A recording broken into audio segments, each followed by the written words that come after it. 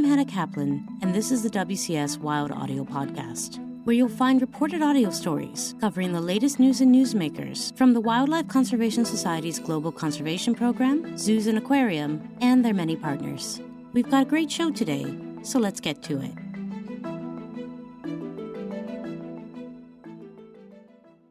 In late May, staff at WCS's New York Aquarium got a call from the U.S. Fish and Wildlife Service. The authorities had intercepted an illegal shipment of nearly 200 corals, and they needed WCS's help. When corals come into the country like this, they typically can't be returned to the wild. So the Fish and Wildlife Service turns to accredited facilities like the New York Aquarium to care for the animals. WCS Wild Audio's Dan Rosen has the story. They got sent on the 25th of May, and we only received the shipment on the 30th of May. This is Aaron Brett, a coral expert at WCS's New York Aquarium.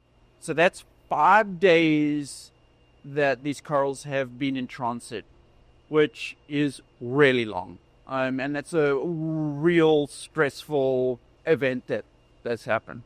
Aaron recently took WCS Wild Audio to see corals transferred by the U.S. Fish and Wildlife Service to the aquarium. These confiscated corals can't be returned to the wild. Transporting corals between regions can introduce pathogens, parasites, or invasive species that would devastate native populations. At the aquarium, the confiscated corals are housed in a rectangular tank about the size of a pool table behind the scenes. You can hear the loud hums from the lights and pumps that the team uses to keep the animals healthy.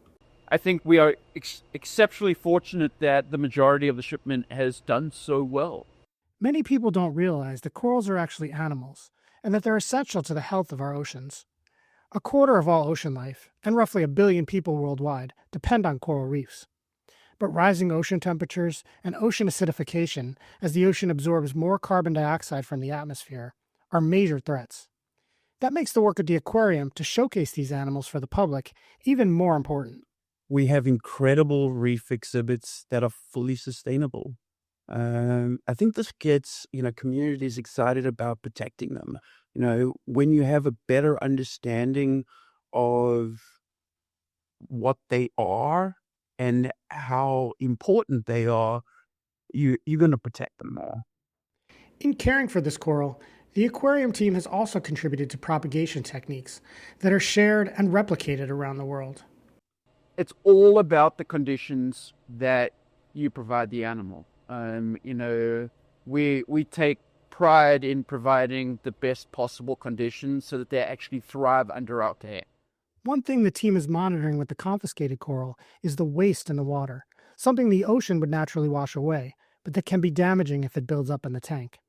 This is Camilla Piechocki, Aaron's colleague. What they naturally produce as waste the same way that we poop. We're doing water changes to ensure that it doesn't get too high. Alkalinity, pH, salinity, temperature is a big issue. They need a little bit of everything on the periodic table. So just try and keep everything as stable as possible, because the less that things change, the better they can bounce back. So try and keep everything clean and stable. That's the goal.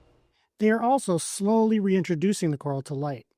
After being in darkness for a long period, the animals wouldn't respond well to a sustained blast, so they're being acclimated gradually with a special LED system. Part of our work here at the aquarium is staying on top of all the advancements that are coming out. Every 2 or 3 years, there's some new gyre, new flow technology, new lighting systems, and we do have to be aware of it. So we're always changing things to try and keep up with the latest and best technologies. Eventually, most of the newly confiscated coral will become part of the aquarium's public exhibits. In this way, they'll help visitors further appreciate the sheer variety of species. They're so cool. I mean, the different color variations and, structures and sizes. It was a very unique shipment. For WCS Wild Audio, I'm Dan Rosen.